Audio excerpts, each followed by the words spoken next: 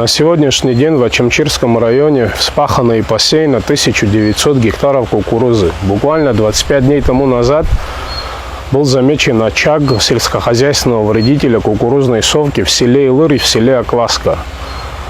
Я обратился к главе администрации нашего района, к Беслану Владимировичу Беглава, и объяснил, насколько это опасно для наших сельскохозяйственных насаждений. Он данную инициативу поддержал. С районного бюджета было выделено около 250 тысяч рублей.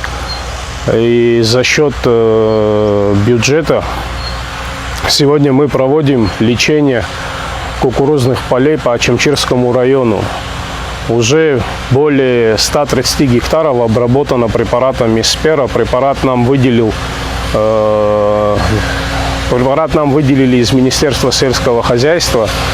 И на сегодняшний день в таких селах, как Акваска, Губ, Пакващ, Илыр, Чулоу, Маркула, проводим лечение этим препаратом.